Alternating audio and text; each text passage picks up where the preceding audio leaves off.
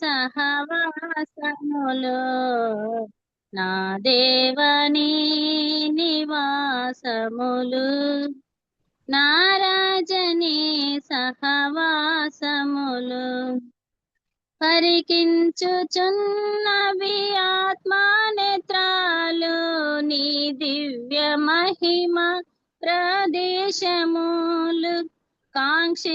కాంక్షించుచున్నది ప్రాణాత్మ దేహములు నీ నిత్య జీవ జలధారలు నా ప్రాణమెంతో తృష్ణగొనుచున్నది నా ప్రాణమెంతో తృష్ణగొనుచున్నది వినగోరి యేసుని ప్రియవాక్కులు వినగోరి యేసుని ప్రియవాక్కులు నా దేవని నివాసములు నారాజని సహవాసములు నా దేవని నివాసములు నారాజని సహవాసములు నీ సంఘవధువుగా నన్ను కోరినావా నీ ప్రేమ నాపై చూపించినావా నీ సంఘవధువుగా నన్ను కోరినావా నీ ప్రేమ నాపై చూపించినావా నీ రాక కోసం సంసిద్ధపరచి ప్రతి డాగు ముడుతలు సరిచేసినావా నీ రాక కోసం సంసిద్ధపరచి ప్రతి డాగు ముడుతలు సరిచేసినావా నీకై వేచియుంటిని నీకై చూచుచుంటిని నీకై వేచియుంటిని నీకై చూచుచుంటిని నా యేసు వేగమే దిగిరావయ్యా నా యేసు వేగమే దిగిరావయ్యా నా దేవని నివాసములు నారాజని సహవాసములు నా దేవని నివాసములు నారాజని సహవాసములు నీ నామమే పరిమళ తైల తుల్యము నీ ప్రేమయే తీయని ద్రాక్షపానం నీ నామమే పరిమళ తైల తుల్యము నీ ప్రేమయే తీయని ద్రాక్షపానం అతి సుందరుండా అతి కాంక్షణీయుడా నీ విడిది గదిలో నేనుంటిని అతి సుందరుండా అతి కాంక్షణీయుడా నీ విడిది గదిలో నేనుంటిని నీకై వేచియుంటిని నీకై చూచుచుంటిని నీకై వేచియుంటిని నీకై చూచుచుంటిని నా యేసు వేగమే దిగిరావయ్యా నా యేసు వేగమే దిగిరావయ్యా నా దేవాని నివాసములు నారాజని సహవాసములు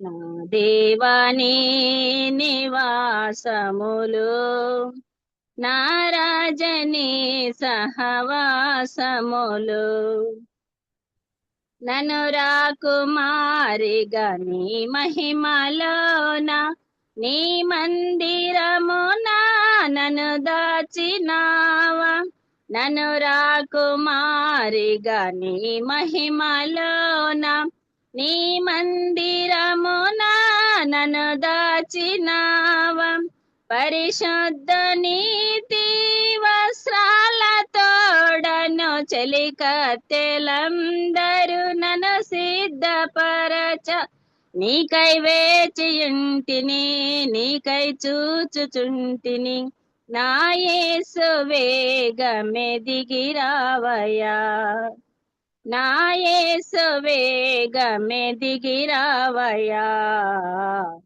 నా దేవాని నివాసములు, నా రాజని సహవాసములు. అన్నాలక వందనాలక. చక్కని పాట. రెండవ రాకడ గురించి మనం ఎట్లా సిద్ధపడాలనో కదా, వధువు సంఘంగా చాలా చక్కగా పాట పాడినారు అక్క. వందనాలక రత్నమ్మక్కకు. ఇంకా ఎవరైనా? ఆంటీ, అన్నపూర్ణమ్మ ఆంటీ. ఓకే మా వందనాలు. వందనాలు. నేను కూడా రెండవ రాకడ సంబంధం. Okay aunty. అది కాదు, రెండవ రాకడ కాదే, సిలువలో ప్రభు పలికిన మాటలు. ప్రభు నామున ఎస్టర్ ప్రేయర్ వారియర్స్ గ్రూప్ లో చేరి వచ్చిన సహోదరులందరికీ, యజమ్ గారికి అందరికి వందనాలు. ధ్యానించుచుంటిని సిలువపై పలికిన విలువైన నీ మాటలు, ధ్యానించుచుంటిని సిలువపై పలికిన విలువైన నీ మాటలు, ప్రాణాత్మలను సేదదీర్చు జీవ ఊటలు, మోక్షమునకు చేర్చు బాటలు, ప్రాణాత్మలను సేదదీర్చు జీవ ఊటలు, మోక్షమునకు చేర్చు బాటలు, ధ్యానించుచుంటిమి సిలువపై పలికిన విలువైన నీ మాటలు. తండ్రి వీరేమి చేయుచున్నారో ఎరుగరు, వీరిని దయతో క్షమించుము అని ప్రార్థన చేసావా బాధించే వారికై, శత్రువులను ప్రేమించుట నేర్పుటకై. పరిశుద్ధతలో పరిపూర్ణుడా, ఉన్నత గుణ సంపన్నుడా, శ్రేష్ఠుడా, ధ్యానించుచుంటిమి సిలువపై పలికిన విలువైన నీ మాటలు.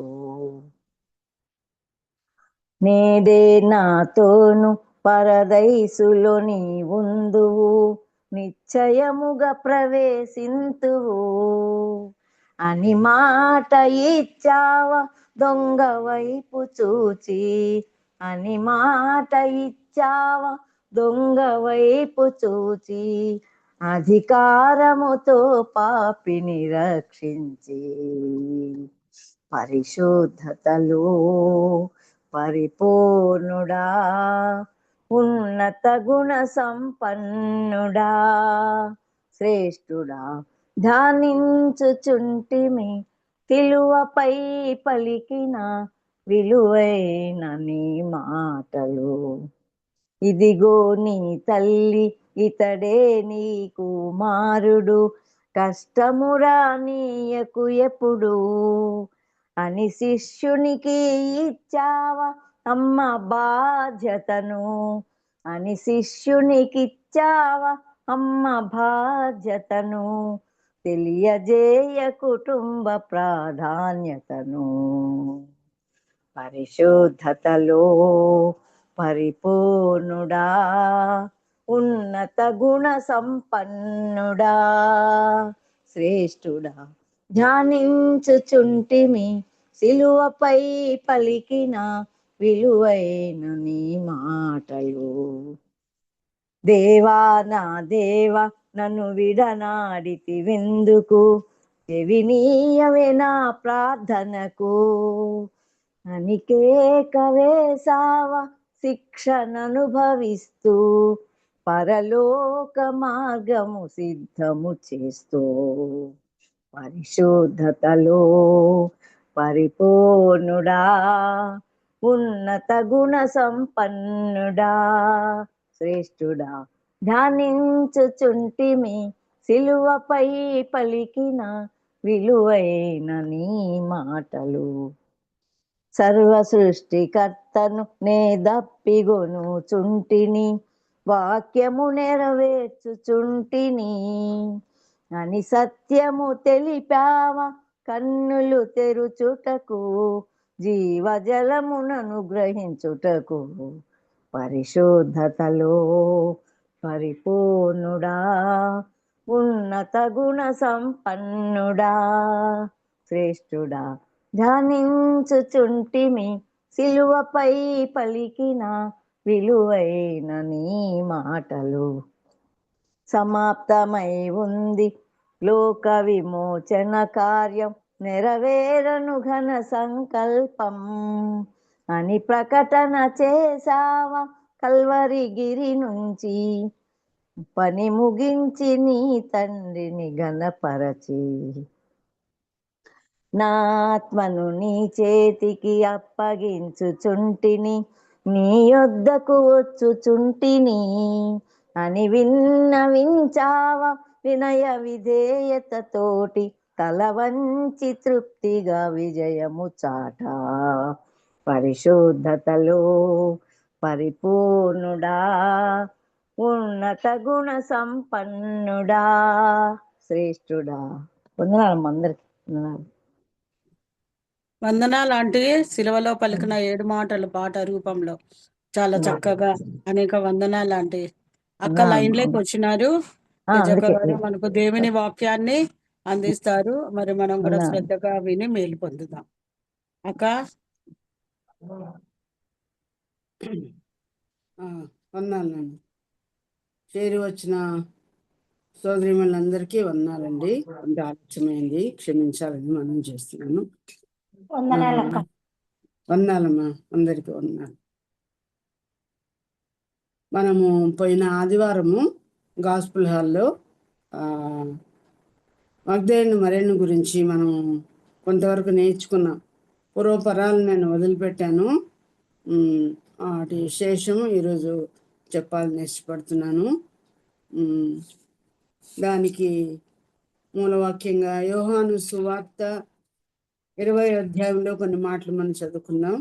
యోహాను సువార్త 20వ అధ్యాయము 11వ వచనం నుండి కొన్ని మాటలు మనం చదువుకుందాం. అక్కడక్కడ నేను చదువుతాను. 11వ వచనం. అయితే మరియా సమాధి బయట నిలిచి ఏడ్చుచుండెను. ఆమె ఏడ్చుచు సమాధిలో వంగి చూడగా తెల్లని వస్త్రములు ధరించిన 2 దేవదూతలు యేసు దేహం ఉంచబడిన స్థలంలో తల వైపున ఒకడును కాళ్ళ వైపున ఒకడును కూర్చున్నట్ట కనబడింది. వారు అమ్మా ఎందుకు ఏడ్చుచున్నావని ఆమెను అడగగా, ఆమె నా ప్రభువును ఎవరో ఎత్తుకొని పోయిరి, ఆయన ఎక్కడ ఉంచిరో నాకు తెలియదని చెప్పాను. ఆమె ఈ మాట చెప్పి వెనక తట్టు తిరిగి యేసు నిలిచినట్టు చూచిన గాని ఆయన యేసు అని గుర్తుపట్టలేదు. యేసు అమ్మా ఎందుకు ఏడ్చుచున్నావు, ఎవరిని వెతుకుచున్నావు అని ఆమె నడువుగా, ఆమె ఆయన తోటమాలి అనుకుని, అయ్యా నీవు ఆయన్ను మోసుకుని పోయినడలా ఆయన ఎక్కడ ఉంచితివో నాతో చెప్పుము, నేను ఆయనను ఎత్తుకొని పోవదునని చెప్పాను. యేసు ఆమెను చూచి మరియా అని పిలిచెను. ఆమె ఆయన వైపు తిరిగి ఆయనను హెబ్రీ భాషలో రబ్బూని అని పిలిచెను. ఆ మాటకు బోధకుడని అర్థం. యేసు ఆమెతో, నేను ఇంకను తండ్రి వద్దకు ఎక్కిపోలేదు గనక నన్ను ముట్టుకొనవద్దు. అయితే నా సహోదరుల వద్దకు వెళ్ళి నా తండ్రియు మీ తండ్రియు, నా దేవుడును మీ దేవుడు నేను వాని వద్దకు ఎక్కిపోవచ్చున్నానని వారితో చెప్పమన్నాను. మగ్దలేను మరియ వచ్చి, నేను ప్రభువుని చూచితిని, ఆయన నాతో ఈ మాటలు చెప్పినని శిష్యులకు తెలియజెప్పాను. చాలు, చిన్న ప్రార్థన చేసుకున్నాం. ఘనత వహించిన మా గొప్ప దేవా, ఆకాశం మహాకాశం పట్టుచాలని గొప్ప దేవా, సర్వోన్నతుడైన దేవా, సర్వ జీవులకు రక్షకుడా, త్రికాలాల్లో ఆరాధించబడటకు యోగ్యుడైన తండ్రి, మహా గొప్ప రక్షణ లోకానికి కలుగు చేసిన గొప్ప దేవ, నిజమైన జీవం కలిగిన సత్యవంతుడైన దేవ, గర్వముతోనే అతిశయంతోనే మా దేవుడు గొప్ప దేవుడు, సాటి లేని దేవుడు, రక్షించుటకు సమర్థుడైన దేవుడు, ఇట్టికి దేవుడు కాక మరి ఏ దేవుడు లేడని గట్టిగా సాక్ష్యం ఇవ్వగలుగుతున్నాం. లోకము నమ్మినా నమ్మకపోయినా విశ్వసించకపోయినా ప్రభువా, వీరికి పిచ్చి పట్టింది వెరితనమని అనుకుంటూ ఉన్నా ప్రభువా, అతిశయ కారణమైన నామం కలిగిన దేవుడు అనుభవంతో సాక్ష్యం ఇచ్చే కృపనిచ్చినందుని స్తోత్రం. అక్కడ అంధులమై ఉంటిమి తండ్రి, బద్రులమై ఉంటిమి, నిజ దేవుణ్ణి నాయన ప్రభువా ఎరగకుండా జీవితంలో మార్పు లేకుండా ఉన్న మమ్ములని మీరు తాకి తలుచుకొని జగదుత్పత్తికి పూర్వమే క్రీస్తులో జ్ఞాపకం చేసుకుని ఇచ్చిన మూల్యమైన గొప్ప రక్షణ బట్టి మీకు వందనాలు. రక్షణలో ఎదుగుట కొరకే నిర్మలమైన వాక్యమైన పాలన 6 ఏళ్ళుగా స్పెషల్గా ఈ గ్రూప్లో మీరు మాకు అనుగ్రహిస్తున్నారు. మీకు వందనాలు. ప్రతిరోజు నీ సన్నిధానానికి వస్తున్నాం తండ్రి. ఈ రోజు కూడా వచ్చాము దేవానాయన, మా సంచారంలో తోడుగా ఉండి నడిపించారు. ఆశగొన్న ప్రాణాన్ని తృప్తిపరచండి దేవానాయన. మీ వైపు చూస్తున్నాము, నీళ్ళెద్దకు ఆత్మీయ నీళ్ళెద్దకు వచ్చాము. మా తృష్ణ తీర్చండి. నిష్ప్రయోజకురాలను మరుగు చేసి మీరు కనపడి మీరు మాట్లాడి లేఖనాల్లో ఏ వాక్యమును ఎందుకొరకు మీరు రచించిన ఉద్దేశం నెరవేర్చుకోమని మాతో ఉండమని యేసయ్య అతి దివ్యమైన హెచ్చించబడిన నామంలో ప్రభు నీ వాక్యాన్ని వివరించి మహిమ ఘనత ప్రభావం మీరే పొందుకోమని యేసు ప్రభు దివ్యనామమున స్తుతించి వేడుకొని ప్రార్థిస్తున్నాం తండ్రి. ప్రియ సోదరులారా, పోయిన వారము అంటే ఆదివారము గాస్పుల్ హాల్లో రాత్రి సమయంలో ఈ యొక్క సోదరుని గురించి మనము మొదలు పెట్టుకున్నాము. ఈమె గల్లే స్త్రీలలో ఒక స్త్రీ అని మనం నేర్చుకున్నాము. మగ్దల గ్రామపు మరి అని. మగ్దల గ్రామం కపెర్నహూముకు 3 మైళ్ళ దూరంలో ఉంటుంది. ఈమె ధనికురాలు అని, పెళ్లి కాని స్త్రీ అని, లేఖనాల్లో దానికి పెళ్ళైనట్టు ఆధారం ఏమీ లేదని మనం నేర్చుకున్నాము. మరి 7 దయ్యములు సంపూర్ణంగా పట్టిన ఆమె, దయ్యములతో ఉన్న ఆమె, దయ్యములు వదిలిపోయిన ఆమెగా మనం చూస్తున్నాం. ముందు జీవితంలో దయ్యములతో ఉన్నది, ఆ తర్వాత యేసుతో కూడా ఉన్న మరి అని కూడా చదవచ్చు. దాని గురించి డెవలప్ కూడా మీరు చేసుకోవచ్చు. ఆ తర్వాత ఆమె జీవితం టోటల్ చేంజ్ వచ్చినట్టుగా మనం చూస్తున్నాం. యేసుతో కూడా ఉన్నింది, ప్రతి ఊర్లో ఉన్నింది, ప్రతి గ్రామంలో ఉంది, ప్రతి పట్టణంలో ఉంది. ఇంకా యేసుని విడవలేదు. మిగతా వాళ్ళు గలే స్త్రీలు పెళ్ళైన వాళ్ళు ఉన్నారు, సలోమే కానీ వేరొక మరియ కానీ, వీళ్ళందరూ యేసుతో కూడా ఉన్న యేసు తల్లి అయిన మరియ, వీళ్ళందరూ ఫ్యామిలీస్ని కలిగి ఉన్నారు, పిల్లజల్లను కలిగి ఉన్నారు. కానీ ఈమె ఎవర్ సిన్స్ ప్రభుతో పరిచయం అయినప్పటి నుండి యేసుని విడవని ఆమెగా, ఎవరు విడిచినా ఎవరు తోడు లేకపోయినా ప్రభుతో కూడా ఉందని నేర్చుకున్నాం. ఈ గల్లే స్త్రీలు ముఖ్యంగా సలోమి, యోహన్న, సూజన్న, ఆ తర్వాత మగ్దలేని మరియ, వీరు ముగ్గురు కూడా ముఖ్యంగా ధనవంతులని మనం నేర్చుకున్నాము. ఒక పటేల్ ఇండస్ట్రీలో, ఒక వ్యాపారంలో వారు ఉన్నట్టు చరిత్ర చెప్తుంది. కనుక వారు ధనికులకు ఉండే గర్వం ఉంటుంది కదా, కళ్ళు నెత్తికే ఉంటాయి. కానీ వారు ఆస్తితో ప్రభుని ఉపచారం చేసినట్టు మనం చూస్తున్నాం. సామెతల గ్రంథంలో 3:10 చూసుకున్నాం కదా మనము. నీ ఆస్తిలో యెహోవాకు భాగం ఇచ్చాను గణపరచాలని. స్త్రీలు ఎప్పుడైనా డబ్బులు సొంతానికి వాడుకుంటారు, సొంతానికే కూడబెట్టుకుంటారు, కానీ తమ ధనములో ఇతరులకు పాలిచ్చు వారై ఉండవాలని మొదటి తిమోతి గ్రంథం 6వ అధ్యాయంలో ఉన్నట్టుగా గర్విష్ఠులు కాకుండా ప్రభు సంధిలో ప్రభుతో పాటి ఉన్న శిష్యులకు, మరి జనసమూహంలో ఎంతమంది ఆయన వెంబడిస్తున్నారో వారికి ఉపచారము యేసు ప్రభుకే కాకుండా చుట్టూ ఉన్న వారికి కూడా చేశారని మనం నేర్చుకున్నాం. ఆ తర్వాత ఆమె జీవితంలో లూకాసు సువార్త 8వ అధ్యాయంలో 2-3 పాయింట్స్ ఆమెను గురించి మనం నేర్చుకోగలము. ఆ తర్వాత మనము ఆమె యేసు ప్రభు యొక్క సిలువ దగ్గర వరకు వెంబడించిందని, యేసు ప్రభు సిలువ దగ్గర వెంబడిస్తున్న యెరూషలేము కుమార్తెలు మరి అదే యెరూషలేములోనే ఉంటూనే ప్రభు మీద ఎంతో ప్రేమ ఉన్నట్టు వారు కనపరిచారు. రొమ్ములు కొట్టుకుంటూ ఎంత వాళ్ళన్నీ చనిపోబోతున్నాడో, తమ్ముడే చనిపోబోతున్నాడో అన్నట్లుగా, వారి భర్తే చనిపోతున్నాడు, కష్టాల్లో ఉన్నాడని రొమ్ములు కట్టుకుని తమ ప్రేమను వెళ్ళబుచ్చినట్టుగా చూస్తున్నాము. కానీ సమాధికి కూడా వాళ్ళు వెళ్ళలేదు. చూడడానికి వచ్చారు, ఆ తర్వాత వాళ్ళు వెళ్ళిపోయినట్టుగా మనం చూస్తున్నాం. కానీ సమాధి దగ్గరికి వాళ్ళు రాలేదు. కానీ ఈమె సమాధి దగ్గరకు కూడా వచ్చినట్టుగా మనం చూసాం. ఆ తర్వాత సమాధి వరకు మాత్రమే వెంబడించింది కాదు. యేసు ప్రభు చనిపోయిన తర్వాత సమాధి కార్యక్రమం చూసిన తర్వాత వారు షాపింగ్కి వెళ్ళారని మనం నేర్చుకుంటున్నాం. యేసు ప్రభువుకు మరి ఆ రోజు భూస్థాపన చేసే రోజున అరిమతయి యోసేపు అలాగే నికోదేము మాత్రమే వస్త్రం చుట్టి అగరు మరి ఆయనకు ఏర్పరిచి సమాధి కార్యక్రమం చూశారు. ఆ సమాధిలో కూడా పెద్దగా ఎక్కువ ఉన్నట్టు కూడా లేరు. పేతురు పలాయనం చిత్తగించాడు, యోహాను మాత్రమే ఉన్నాడు. ఇదిగో నీ తల్లి, ఇదిగో నీ కుమారుడు అని చెప్పాడు గనుక మరి ఒకవేళ సమాధి దగ్గర తల్లి యోహాను ఉన్నారేమో. మరొక ఇద్దరు మగవారు కనిపిస్తారు. వారెవరు? అరిమతయి యోసేపు అలాగే ఇంకొకడు నికోదేము ఉన్నాడు. ఆ తర్వాత వీళ్ళు 2-3 సోదరీలు, గలే స్త్రీలు మాత్రమే ఉన్నారేమో. వారికి మించిన జనసంఖ్య ఎక్కువగా ప్రభు కొరకు రాలేదు.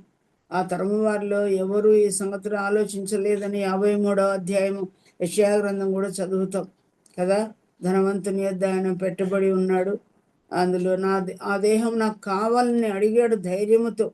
అందులో యేసు ప్రభువునే ఇలాంటి శిక్షకు వాళ్ళు లోను చేశారు గనుక ఆయన శిష్యులు కూడా పలాయనం చిత్తగించి వెళ్ళిపోయి ఉన్నారు. రెండు సమయంలో కొద్ది మందితోనే ఆయనకు అంత్యక్రియలు జరిగినట్లుగా మనం చూస్తున్నాం. పురుషులు భయపడినారు కానీ స్త్రీలు భయపడకుండా దూర ప్రాంతం నుంచి దాదాపు గల్లేకు యెరూషలేముకు మధ్య దూరం, మ్యాప్ను బట్టి మనం చూస్తే స్కేల్ మనం కొలిస్తే 80 మైళ్ళ దూరం, 85 మైళ్ళ దూరం నుండి వచ్చిన వీళ్ళు అర్జెంటుగా వాళ్ళ ఊర్లకు వెళ్ళిపోవాలి. కానీ దగ్గరే ఉన్న యెరూషలేము కుమార్తెలు ఎంత ఆ ఊర్లో ఉన్న వాళ్ళు ఎప్పుడు పోకూడదు, అంత ప్రేమ ఉన్న వాళ్ళు భూస్థాపన కార్యక్రమం ఉండాలి కదా. కానీ ఆయన కొరకు వారు వెయిట్ చేయలేదని మనం నేర్చుకున్నాం ప్రియులారా. ఆ తర్వాత వారు ప్రభు కొరకు చేసిన షాపింగ్ ఎంత గొప్పదో, వారు ఎంత ఉదార స్వభావాలే మనం చూసుకున్నాం కదా. మరి మార్క్స్ వార్త 14వ అధ్యాయంలో మనం చూస్తే యేసు ప్రభువుని అత్తరు పూసి ఆయన పాదమును తల వెంట్రుకలతో తుడిచిన ఆ యొక్క మరియా, ఆమె ఎన్నిసార్లు ఎత్తు తీసుకుని వచ్చింది ప్రభువుకి అత్తరు? సేరున్నారని మనం చూసుకున్నాం. మన సేరున్నార 150 రూపాయలు అయితే సేరు ఖరీదు 100 అని చెప్పుకున్నాం. మరి జూమ్లో మీరు ఎంతమంది అటెండ్ అయ్యారో నాకు తెలియదు కానీ కనుక సేరు ఖరీదు 100 రూపాయలు అవుతుంది. ఆ 100 రూపాయల లెక్క చొప్పున ఇప్పుడు మొత్తం దేహం అంతటికి పోయడానికి నికోదేము వీళ్ళిద్దరు కూడా 150 సేర్లు తీసుకుని వచ్చారు అగరు. కనుక 150 సేర్ల ఖరీదు ఎంత అని పోయినసారి మరి మనం చెప్పుకున్నాం. 150 సేర్లు ఇంటూ 100 వేస్తే 15,000. ప్రతి ఉన్నప్పుడే 15,000. 3 స్త్రీలు వాటా వేసుకుంటే ఒక్కొక్కరు ఎంత వేశారు? వాళ్ళ షేరు భాగం 5,000. ఒకసారి చందాలో వారు వేసిన భాగం ప్రభు కొరకు అంటే 5,000. అంటే చనిపోయినప్పుడే 5,000 స్పెండ్ చేసిన వాళ్ళు బతికి ఉన్నప్పుడు ఇంత ఎక్కువగా మరి ప్రభు కొరకు తమ యొక్క ఆస్తిని వినియోగించి ఉంటారు. మరి మీరు ఎరగవచ్చు. ధనికులు సాధారణంగా గర్విష్ఠులై ఇక్కడ పిల్లికి కూడా భిక్షం పెట్టిన వాళ్ళు, నాబాల్ లాంటి వాళ్ళు ఎంతో మంది ఉంటారు కదా. నా పని వారికి నేను సిద్ధపరిచిన నా ఆహారము నేను బొత్తిగా ఎరుగని దావీదుకి ఇస్తున్నా అని చెప్పి కఠినంగా మాట్లాడాడు. ఇంటికి ముప్పు తెచ్చాడు. భార్య ఎంతో అవస్థలు పడి ఆ తర్వాత కానుకను తీసుకుని వెళ్ళినట్టు మనం చూస్తున్నాం. ఇలాంటి కఠినాత్మ చిత్తం కలిగిన వాళ్ళు ఉన్నారు. కానీ ఇంత ఉదార స్వభావం కలిగి వారు 5,000 ఖర్చు పెట్టి ఆ యొక్క సుగంధ ద్రవ్యాలను తీసుకుని వచ్చారు, కానీ వాటిని వారు వాడలేకపోయారని. ఎందుకు వాడలేకపోయారంటే ఆయన దొరకు కాలంలోనే మీరు ఆయన వెతకండి. ఆయన ఒకసారి దొరకని కాలం వస్తుంది, కరువు కాలం వస్తుంది, వాక్యం గురించిన కరువు వస్తుంది. వాక్యం కోసం ఈ సముద్రం నుండి ఆ సముద్రం వరకు వెతుకుతారంట. అటువంటి సమయంలో గుడులకు తాళాలు కూడా వేసి ఉంటారు. ఆ యాంటీ క్రైస్ట్ కాలంలో యేసు వాక్యాన్ని చెప్పేవాళ్ళు ఎవరు ఉండరు. కనుక ప్రియులారా, ఆయన దొరకు కాలంలోనే ప్రభు కొరకు మనం ఏమైనా ఇచ్చినా ఎంతైనా మేలు. మండేలా చెప్పిన విషయాన్ని నేను గుర్తు చేశాను. మండేలా అని చెప్తూ ఏమన్నాడంటే, నేను చనిపోయిన తర్వాత ఎవరు నాకు పుష్పగుచ్చాలు తీసుకొని రావద్దండి, గజమాలలు తీసుకొని రావద్దండి, నా కొరకు అత్తర్ పరిమళలు తీసుకొని రావద్దండి. ఏమైనా నన్ను ప్రేమించాలి, అభిమానించాలి అనుకుంటే ఇప్పుడు నేను దొరికే సమయంలో బతికి ఉండగా నన్ను ప్రేమించండి, అది లెక్కలోనికి వస్తుంది అన్నాడు. అవును, ఎవరి విషయంలోనైనా అంతే. మరి మనం చూస్తున్న మనుషులని, మనం ప్రేమించే మనుషుల్ని, లేకపోతే మనకు తారసపడే వ్యక్తుల్ని, మన బంధువుల్ని, మరి అనేక బాధ్యతలు కలిగిన వ్యక్తులను మనము వారి మధ్య జీవిస్తూ ఉంటాం. ఎవరికైనా మనం ప్రేమ చూపాలన్నా, మాట మీద ప్రేమన కానీ, క్రియల్లో ప్రేమ చూపాలన్నా, కొంత సహాయం చేయాలన్నా, వాళ్ళకి బ్రతికి ఉన్నప్పుడే మనం ఉపయోగపడగలం. కానీ చచ్చిపోయిన తర్వాత ఎన్ని వేలు లక్షలు ఖర్చు పెట్టినా, ఎంత పరిమళ ద్రవ్యాలు చల్లినా అది నో యూస్, భూమి పాలే అవుతుంది. కనుక ప్రియులారా, మనము బతికి ఉన్నప్పుడే ప్రభు కొరకు ఏ పనైనా చేయగలము. ప్రభు దొరికిన కాలంలో, మనము జీవంతో ఉన్న కాలంలో. కానీ మన కాలం దాటిపోయిన తర్వాత మనం ఏమీ చేయలేము. కనుక మనం బొందిలో ఊపిరి ఉన్నప్పుడే, ఆయన దొరుకుతున్న సమయంలోనే మనం ఆయన కొరకు ప్రేమను చూపవలసిన వారంగా మనం ఉన్నాం. ఆ తర్వాత వాళ్ళు అక్కడ తెచ్చారు, కానీ వాళ్ళకు పెద్ద ప్రశ్న ఉంది. ఏమని? మన కొరకు ఆ సమాధి ద్వారాన్ని ఎవరు తెరుస్తారు? పైగా ఆ సమాధి పైన దొర్లించబడిన రాయి ఎంత పెద్దదంటది, ఎంతో పెద్దదని వాళ్ళు చెప్పుకున్నారనమాట. మనకు ఒక్కొక్కరి ఇళ్ళలో ఉన్న ప్రాబ్లము, ఒక్కొక్కరు ఒంట్లో ఉన్న రోగం, ఒక్కొక్కరుకున్న ఆర్థిక బాధలు, కష్టాలు, అప్పులు, వడ్డీలు, చాలా పెద్ద రోగాలు మన జీవితంలో పెద్ద బండరాళ్ళుగా మనకు అనిపిస్తాయి. నేను ఇప్పుడే చెప్తాను, రాసిస్తాను, ఈ రోగం పోదు, వీడు బాగుపడాడు, ఈ వ్యక్తి మారడు, మేము చూసి చాలా కాలమైంది అని చెప్పి మనము తెగించి చెప్పేస్తాం. కానీ ఎట్టి మనిషిని గురించి కూడా మీరు నిరాశపరుచుకోవద్దండి అని దేవుడు చెప్పాడు. కానీ ఆ రాయి ఎప్పుడు దొర్లించబడింది? మన రాళ్ళు ఎప్పుడు దొర్లించబడతాయి? మన కష్టాలు ఎప్పుడు తీరుతాయంటే వారు కన్నులెత్తి చూచినప్పుడు. ఇదంతా కూడా మార్క్స్ సువార్త 16వ అధ్యాయంలో ఉంది. వారు కన్నులెత్తి చూచినప్పుడు ఆ రాయి ఆల్రెడీ దొర్లించబడి ఉండెను. మహాభూకంపము దేవుడు తెప్పించి ఆ రాయి దొర్లించబడినట్లు చేసినాడు. ప్రియులారా, దేవుడు తన నామ మహిమార్థమై ఏ కార్యంలోనే చేస్తాడు. తన కొరకు చేస్తాడు, తన బిడ్డలమైన మన కొరకు చేస్తాడు. మన బిడ్డల కొరకు మనం ఎంతైనా చేయడానికి శాయశక్తులు ఇట్లా ప్రయత్నం చేస్తాము. సమస్త క్రియలు చేయదగిన దేవుడు మనకు కూడా అలాగ చేసే దేవుడుగా ఉన్నాడు. కనుక ఈ ద్వారం ఎందుకు తెరవబడింది చెప్పండి మీలో ఎవరైనా? ఆ రాయి ఎందుకు తెరవబడింది? అందరు మౌనం ఉన్నారు. ఎందుకు ద్వారం తెరవబడింది? ప్రభువుని చూడటానికి. ప్రభు వెళ్ళిపోయాడని అందరూ తెలుసుకోవాలి. ప్రభు రావడానికే, వెళ్ళిపోవడానికి, సుగంధ ద్రవ్యాలు పీయటానికి ప్రభు యొక్క దేహానికి. ప్రభు కోసం కాదా? ప్రభు కోసమే కదా. ప్రభు కొరకే భూకంపం వచ్చి తెరవబడింది. ప్రభువుకు ఏవి అడ్డం లేదు. బయట ఉన్నవారు లోపలికి పోయి ఆయన ఇక్కడ లేడు, ఆయన లేచి ఉన్నాడు, కావాలంటే చూడండి, రుమాలు వేరొక చోట ఉంది, ఆయన కప్పబడిన వస్త్రాలు, నారబట్టలు మరొక చోట ఉన్నాయని ప్రజలకు, బయట ఉన్న ప్రజలు లోపలికి వెళ్ళడానికి ఆ ద్వారం తెరవబడింది, కానీ ప్రభు కోసం కాదు. ప్రభుకి ఏమైనా రాయి అడ్డమా చెప్పండి? ఆ తర్వాత శిష్యులకు కనబడినప్పుడు వాళ్ళు ద్వారం వేసుకున్నారు, ఇంటి తలుపు వేసుకున్నారు. తలుపు వేయబడినా ప్రభు లోపలికి వెళ్ళి మీకు సమాధానం కలుగును గాక ప్రభు చెప్పాడు. కనుక ఆ దొర్లించబడిన రాయి బయట ఉన్నవారు లోపలికి వెళ్ళి చూచి వాళ్ళు నమ్మాలి కదా. ప్రభువు ముందే వాక్యాలు చెప్పాడు, నేను 3వ దినం తిరిగి లేస్తాను, కానీ ఎవ్వరికి ఆ తల్లో ఎక్కలేదు. ఈనాడు మనకి ఎక్కుతా ఉన్నాయా? ఎన్ని వాగ్దానాలు ఇచ్చినాడు, కానీ నన్ను చూచి నమ్మిన వానికంటే చూడక నమ్మిన వాడు ధన్యుడు అని ఎన్ని లేఖనాలు చెప్పాడు, ప్రవక్తలు చెప్పారు, మొత్తుకున్నారు. పరిశుద్ధాత్మ స్వరం మనకు వినిపిస్తుంది, వాక్యం మాట్లాడుతుంది, ఘోషిస్తుంది, కానీ మనము కూడా విశ్వాసము లేకుండా ఉన్నాం. అందుకే తన శిష్యులు ఒక పట్టణ నమ్మలేదు కదా. ప్రవక్తల మాటలు నమ్మని మందమతులారా అని ఎవరినన్నాడు దేవుడు? ఎంఐ గ్రామ కాపురస్తులైన 2 కూడా మందమతులారా అన్నాడు. అంత చురుకుగా లేని వ్యక్తులుగా మందమతులు, ఇన్యాక్టివ్ పర్సన్స్, జడంగా ఉన్నారు, చలనమే లేదు, మీకు నా మాటలే ఎక్కలేదు అన్నట్టుగా వారిని మందలించినట్టు మనల్ని కూడా మందలిస్తున్నాడు. అనేక విషయాలకు అనేక రకములైన వాగ్దానాలు దేవుడు మనకు అనుగ్రహించాడు కదా. దైవ స్వభావంలో పాలివారమగునట్లుగా అమూల్యములు అత్యధికములు అయిన వాగ్దానం ఎన్నో దేవుడు మనకి ఇచ్చాడు, కానీ వాటిని మనం మనం అయినప్పటికీ దేవుడు మన బలహీనతలు ఎన్నున్నా ప్రతిసారి కూడా వాటిని దేవుడు మరి తిరిగి మననం చేస్తూ మన గమనింపులోనికి తీసుకుని వచ్చి మనం హెచ్చరిస్తూనే ఉన్నాడు. కనుక అలాగ వారు వెళ్ళారు.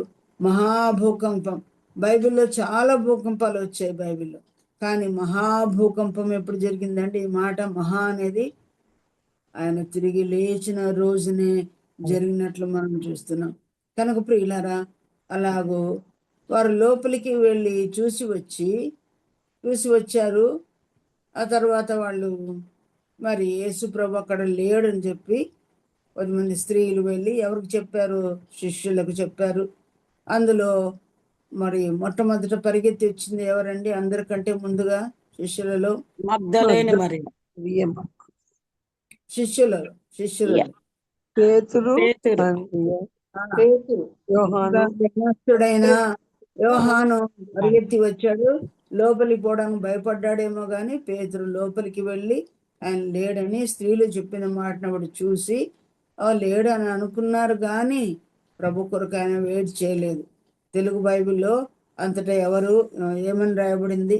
ఇప్పుడు 20వ అధ్యాయం చూడండి. యోహాను సువార్త 20వ అధ్యాయము 10వ వచనం ఏమని రాయబడింది చూస్తారా? యోహాను 20:10.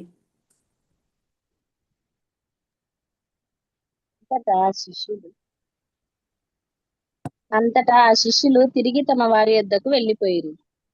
ఆ శిష్యులు తమ వారి యొద్దకు వెళ్ళిపోయారు. యేసు లేడే, ఏమైనాడు, ఏమి, ఎట్లా నిదానించి అక్కడ ఉండడం కానీ ఎవరేమీ చేయలేదు. కానీ వాళ్ళందరూ ఏం చేశారంట? తమ వారి యొద్దకు వెళ్ళిపోయారంటే తమ వారు ఎక్కడ ఉంటారు చెప్పండి? తమ వారు తమ ఇళ్ళలోనే ఉంటారు, అంతేనా? ఇంగ్లీష్ బైబిల్ ఎవరి దగ్గర ఉంటే మీరు ఇంట్లో తర్వాత చూడండి. Peter went to his house and రేబుల్. పేతురు తన ఇంటికి వెళ్ళాడంట. ఇంటిలో భార్య ఉంది, ఇంటిలో అత్త ఉంది, పేతురు అత్త ఉంది, ఒకరి పిల్లలు ఉన్నారేమో. అక్కడికి వెళ్ళిపోయినట్టుగా మనం చూస్తున్నాం. వంట చేయాలనా, ఈస్టర్ పండుగ చేసుకోవాలనా, ఒకవేళ ఆహారం చేసుకోవాలనా, ఎందుకో కానీ అసలు మరి ఇంటికి వెళ్ళాల్సింది ఎవరండి? ఆడవారు కదా. కానీ ఈమె ఏం చేస్తుందంట? 11వ వచనం చదవమ్మా, 20:11. అయితే మరియా ఏడ్చుచుండెను. సమాధి అంటేనే భయము.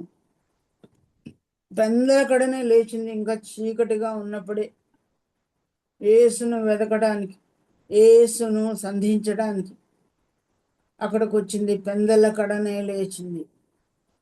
ప్రియులారా, యేసయ్యను మనం చూచే రోజు, యేసయ్యను కలిసే రోజు, సంఘరీతిగా ఏ రోజు అది? ఆదివారం. ఆదివారం ఎప్పటికంటే పెందలకడే లేవాలని దేవుని వాక్యంలో మనం నేర్చుకుంటూ ఉన్నాం.